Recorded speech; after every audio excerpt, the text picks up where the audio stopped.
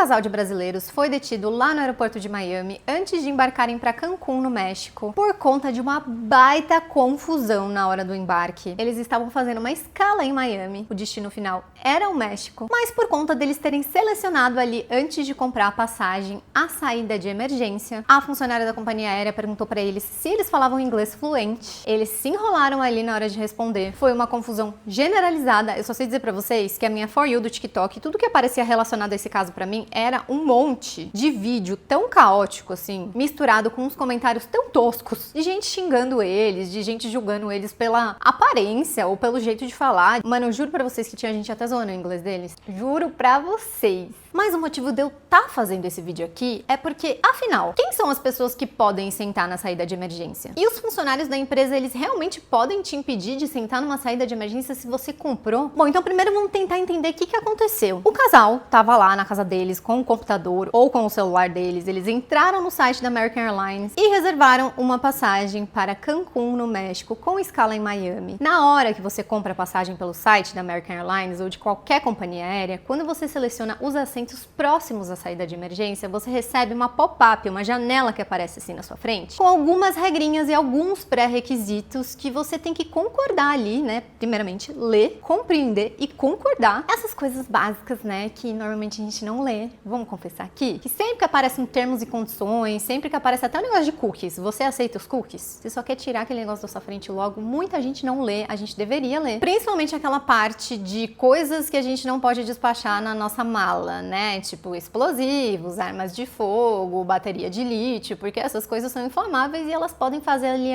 aquela parte do cargo do avião pegar fogo, explodir e, apesar de ter muita segurança, muitos extintores de incêndio e as malas passarem, né, por detectores que detectam esse tipo de material, ainda assim pode passar uma coisa ou outra, então é nossa função saber as coisas que a gente está enfiando na nossa mala, se elas são permitidas ou não de embarcar dentro de um avião. Dito isso, eu simulei como se eu fosse comprar uma passagem lá no site da American Airlines e como se eu estivesse comprando na saída de emergência para ver se aparece de fato essa janelinha. Eu acho que eu nunca viajei de saída de emergência na American Airlines, então eu realmente não me recordo de ler esses termos e condições que variam de companhia aérea para companhia aérea. Então, quando eu selecionei tudo lá, apareceu isso aqui, ó. Requisitos para ocupar assentos na fileira de saída de emergência. Para ocupar um assento na saída de emergência, regras governamentais exigem que você esteja disposto a ajudar na evacuação da aeronave, esteja apto a operar a porta da saída de emergência e ajudar outros passageiros a sair, tenha no mínimo 15 anos e você não pode ocupar um assento na saída de emergência se estiver viajando com menor de 15 anos ou com passageiro que necessite da sua ajuda, sentado em qualquer outro lugar do voo, precise de ajuda corretiva além de óculos lentes de contato para enxergar, precise de ajuda além de um aparelho auditivo para ouvir ou compreender instruções verbais, não conseguir ler as instruções para a saída de emergência ou entender as instruções da tripulação em inglês, tiver uma condição que possa machucá-lo ou impedir que você ajude na evacuação da aeronave. Você aceita os critérios para assentos na fileira da saída de emergência? Se não aceita, escolha outro assento, por favor. Aí você clica em sim ou não. Ué, Carol, mas o requisito que aparece não fala nada de ter fluência ou não ter fluência em inglês. Fiquei confuso agora. Pois é, gente. Eu também fiquei confusa. Lá não tá falando nada sobre fluência, e sim sobre a sua capacidade ou não de compreender instruções. E, gente, honestamente, pra compreender instruções, eu, Caroline, não acho que você tenha que ser necessariamente fluente. E eu vou ler pra vocês o que é fluência, porque muita gente acha que você ser fluente em inglês é necessariamente você falar e agir igual um americano, né? Tipo, você não pode ter sotaque, você tem que falar igualzinho a eles, você não pode cometer erros, e não é bem assim. Então, fluência em um idioma é a capacidade de se comunicar de forma natural, eficiente e espontânea, sem precisar traduzir mentalmente. Envolve velocidade de fala, compreensão auditiva, vocabulário adaptável, gramática suficiente para ser entendido, interação fluida e pensar diretamente no idioma. Há diferentes níveis, desde o básico até a fluência quase nativa, mas o essencial é conseguir se expressar com confiança e naturalidade, mesmo cometendo erros. mesmo cometendo erros, Jurandires, entenderam? Antes da gente falar sobre o casal, eu quero falar sobre a American Airlines, porque até onde eu entendi, a funcionária, ela falou para o casal, segundo o que chegou do casal até a gente, que eles precisavam ser fluentes na língua. E lendo as instruções, não tá falando nada sobre fluência, e sim sobre você ter capacidade de compreender instruções. Minha opinião, Caroline, eu não achei que tá claro nos termos e condições. Então, a partir do momento que a funcionária, né, segundo o casal, vira para esse casal e fala, ó, vocês precisam ser fluentes para sentar na saída de emergência, eu acho que isso causa uma grande confusão. Eu ficaria confusa. E é por isso que eu resolvi fazer esse vídeo para vocês, para mostrar que não é qualquer pessoa que pode sentar ali. Como o próprio nome já diz, é uma saída de emergência. E eu sei que tem gente que vai falar, ah, mas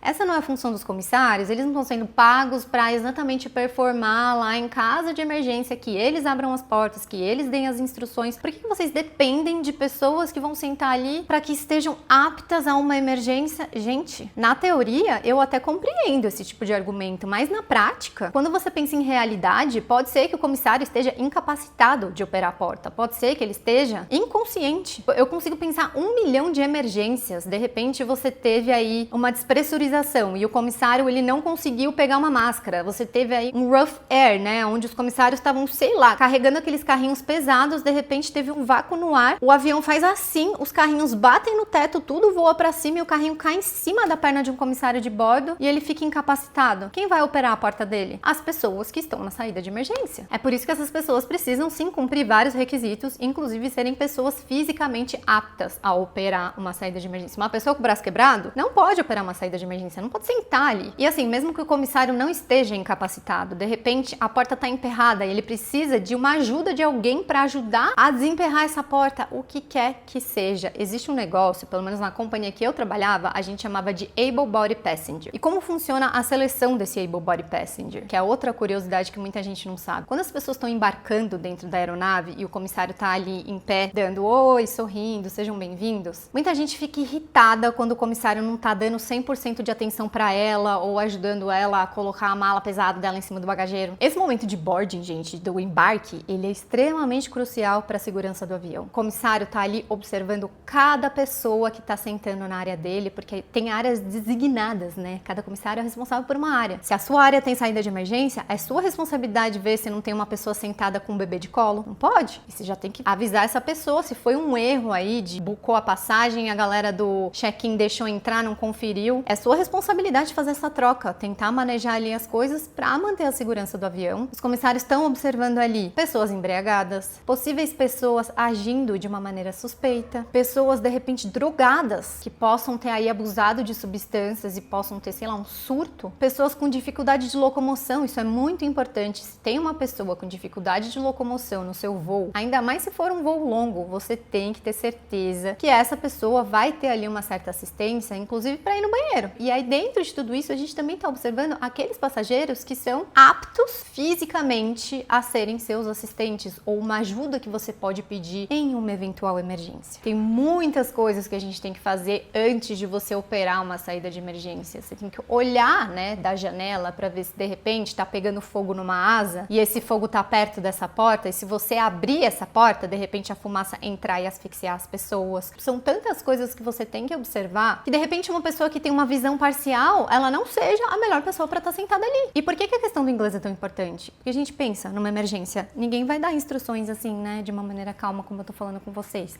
As pessoas vão gritar, vai estar um caos a bordo, as pessoas vão estar gritando, o tanto de ruído que vai ter ao seu redor vai prejudicar a comunicação. Então sim, é muito importante que seja uma pessoa que compreenda o inglês de uma maneira muito clara. Por isso que nós, como passageiros, a gente tem que ter esse discernimento e sim, a gente tem que avaliar o nosso próprio nível de inglês para poder virar para o comissário ou para o funcionário lá que está no check-in e falar, não, eu estou apto a agir e me comunicar e dar instruções em uma situação de emergência. Caso você não esteja, gente, só senta em outro assento. Não precisa de toda essa dor de cabeça. E é isso que me irritou um pouco nessa história. E agora a gente vai assistir ao vídeo deles para eu conseguir dar pelo menos um contexto para quem não tá por dentro, pra gente poder falar sobre isso e eu dar minha opinião. I choose this seat. You're not gonna sit in those seats. That's it. I speak English, a little but I speak. She asked you Why? Why? three times. You're in and out. I speak They're English. not going. Are they going or not? I speak English. I They're speak. not going. Yeah, if they continue screaming They're like not that, they're going. not gonna go. I will not go. I will process the company. Stop screaming. Stop screaming. We're told 16. Oh, y'all can't even get in. get arrested too. Maybe that's my fault.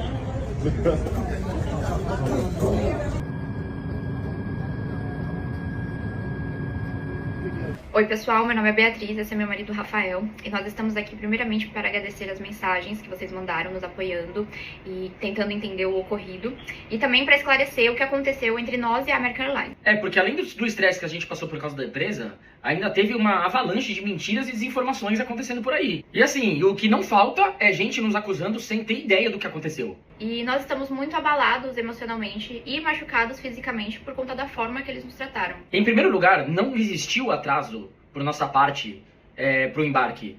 Ou seja, a gente não perdeu o voo porque a gente estava atrasado. Isso é mentira da empresa. Até porque o nosso destino não era Miami. A gente só estava em Miami fazendo uma escala e iríamos pegar outro voo para seguir para Cancún. Em seguida chegou a nossa vez no atendimento, apresentamos o passaporte, as nossas passagens, a atendente escaneou as passagens e ela perguntou: vocês escolheram o assento da saída de emergência? A gente falou: sim, a gente pagou a mais por esse assento, pelo conforto.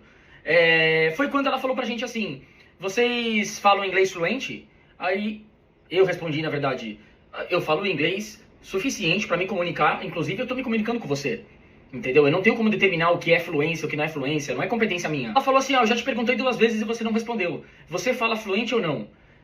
E aí eu respondi: eu estou falando inglês o suficiente para me comunicar com você. Aí ela falou assim: já que vocês não estão me respondendo, vocês não vão embarcar. Aí eu falei assim: mas eu tô te respondendo. Eu estou falando inglês com você, eu me comunico em inglês. Compreende inglês, a gente fala inglês. Fala inglês normalmente.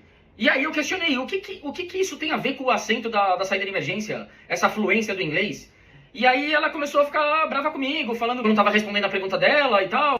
Aí foi quando ela disse: para sentar no assento da saída de emergência, é necessário falar inglês fluente. Aí eu falei: senhora, fluente?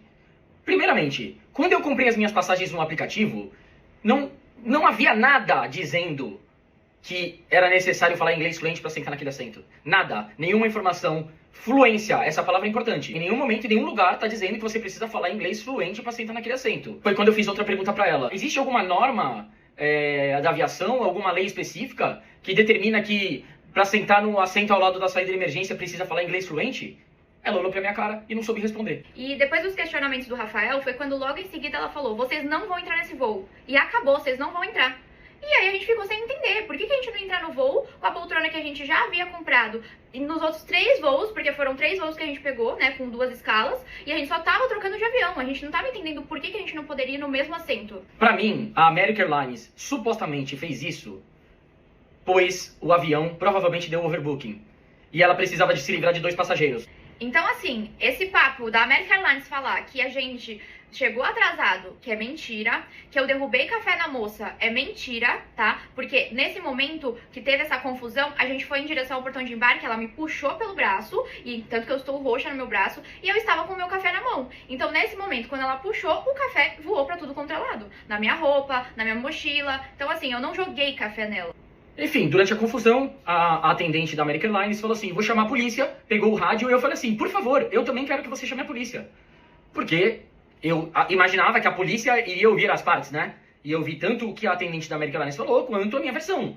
Mas não, levaram como se fosse verdade o que a atendente da American Airlines disse, e eles já chegaram me dando voz de prisão. Enfim, chegamos no presídio, colocamos roupa de presidiário, passamos por todo o processo para você entrar dentro lá do presídio. E teve um determinado momento que eu resolvi conversar com um dos agentes, um dos guardas ali, e com ele que eu era brasileiro e tudo mais, e expliquei a situação que tinha acontecido no aeroporto. E ele falou pra mim assim: você não tá aqui por causa disso, isso não é motivo de você estar preso. Você tá aqui porque você é latino. Então, assim, além de ter acontecido tudo isso, ainda perdemos a nossa viagem e tem um monte de gente nos acusando porque os sites americanos pegaram a narrativa da empresa. Não só perdemos a viagem, como a gente perdeu muito dinheiro. Exatamente. Porque o hotel que a gente pagou, a gente teve que ficar em Miami, a gente teve que comprar roupa, porque as nossas malas, cadê as nossas malas, American Airlines? Cadê as nossas bagagens que sumiram? E com um novo com hospedagem. Por que a gente ficou hospedado em Miami? Porque a gente precisava voltar no aeroporto no dia seguinte para buscar os nossos pertences, que não estavam lá. Bom, felizmente a gente já tá na nossa casa. Obviamente a gente tá frustrado, muito decepcionado por tudo que aconteceu, frustrado por a gente ter perdido a nossa viagem, que era a casa agora.